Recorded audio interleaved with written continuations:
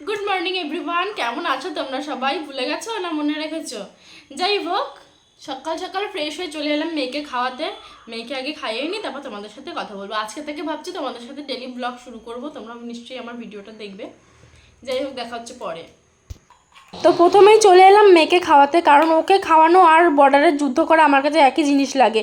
তো ক্যামেরাটা সামনে অন করে রেখেছিলাম বলে প্রথমে ভদ্রমতো 2 চামচ খেলো, তারপর কি কষ্ট করে যে খাওয়ালাম, আর একটু এদিক থেকে সেদিক হলে সাথে সাথে বমি করে দেয়।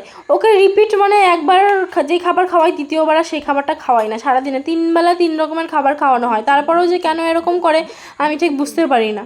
ভীষণ ঝামেলা করে খাওয়া নিয়ে। যাই হোক, খাওয়ানো দাওয়ানো শেষ করে চলে এলাম দেখো বিছানাটা গোছাতে। এই যে মশারি টশারি সব ভাঁজ করে বিছানা গোছাবো, আর বিছানাটা যখনই গোছাতে আসবো মাঝখানে এসে লম্বাভাবে শুয়ে পড়ে। আর পণ্ডিত দেখো না, ও বিছানা ঝাড়বে, ও সব মানে আমি যেই কাজ করবো সেই কাজে গিয়ে আগে গিয়ে হাত দেবে। যাই হোক, বিছানাটা গুছিয়ে আবার যেতে হবে রান্না করতে, কারণ 2টোর মধ্যে বরমশাই আবার খেতে চলে আসবে। দেখো ওর মতো কেউ পারো তোমরা? ফোনের ক্যামেরাটা অন থাকলে ও যে কী মজা পায় তোমাদেরকে সেটা কি করে বোঝাবো। খাওয়া দাওয়া নিয়ে এতটাই ভেজাল করে আমার মেয়েটা, সেটা তোমাদেরকে কি করে বোঝাই। তার জন্য চেষ্টা করি যে আগে থাকতে সমস্ত কাজকর্ম সেরে নিয়ে তারপর ওকে খাওয়াতে বসতে, কারণ ওকে যদি 2টোতে খাওয়াতে বসি 4:30 4:45 বাজতে যাবে, তা ওর ভাত শেষ হবে না। তার জন্য চেষ্টা করি একবেলা মিক্সচারে দিয়ে দিই আর একবেলা শুধু ভাত খাওয়াতে মেখে। কিছুতেই চিবোতে যায় না, খেতে যায় না, কেন কে জানি আগাটু গোড়াই আমি একবেলা ওকে ভাত দিই, তাও কেন এরকম করে আমি বুঝতে পারি না।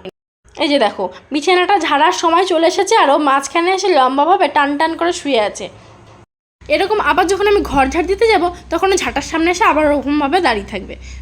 এই ধরনের বিরক্তগুলো ও আমার সাথে করে। দেখছো লিটারালি যুদ্ধ করে যাচ্ছে আমি ওর সাথে। বিছানাটা ফটাফট ঝেড়ে নিলাম, এরপর আমি চলে যাব ঘর ঝাড় দিতে। ঘরটা ভালো মতো ঝাড় দিয়ে নিই, যে প্রথমেই শোবার ঘরটা ঝাড় দিয়ে নিলাম, এরপর একা প্রত্যেকটা ঘর ভালো মতো ঝাড় দিয়ে নেব, তারপর চলে যাব রান্নাঘরে। তারপর দেখি রান্নার জোগাড়যন্ত্র করে যদি টাইম থাকে আগে স্নানটা করে নেবো, নাহলে রান্নাবান্না সেরে তারপরে স্নানটা করবো। আর এই যে এই মাদুরটা আমি যতবার আমি একবার গুটিয়ে রাখবো ও ততবার ফেলে মানে মেলে রাখবো। ও যে কী করে ওই দেখো তো। যাই হোক, তারপর প্রথমে খিদে পেয়ে গেছিলো, ঘরটর ঝাড় দিয়ে খাবার যে বানিয়েছিলাম কালকে সুজির উপমা সেটা খেয়ে নিলাম।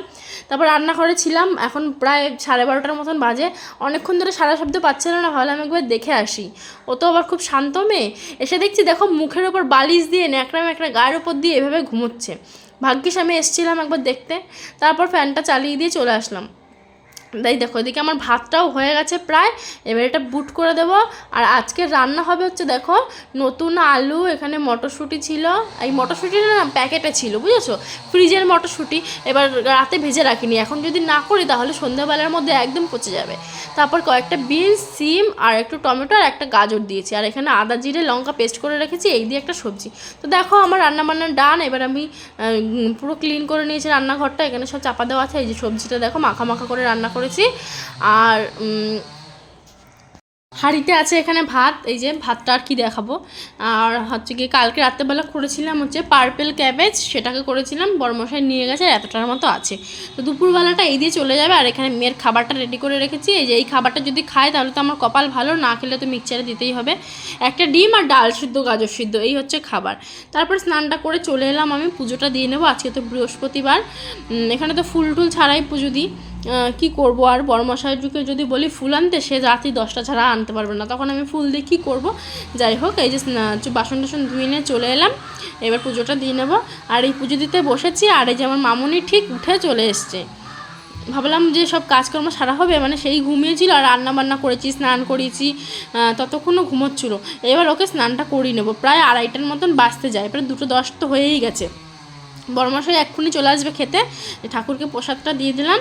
আর এবার পুজোটা দিয়ে নেবো, তারপর ওকে স্নান করাবো, খাওয়া দাওয়া করবো। এই যে আমি একটু গঙ্গার জল ছিটিয়ে নিলাম, আর এই যে এবার পুজোটা দিয়ে দিলে আমার কাজটা মোটামুটি ডান। তারপর বসবো যুদ্ধ করতে, মানে ওকে খাওয়াতে।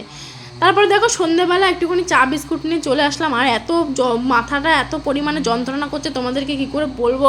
মাথায় দেখো আজকেই শ্যাম্পু করলাম আর তেল দিয়ে বসেছি। তারপর বড়মশাই নিয়ে এলো চিকেন এনে বললো আমাকে আটা মেখে দাও, আমি রোল বানাই। তারপর দেখো 2টো রোল বানানো, রোল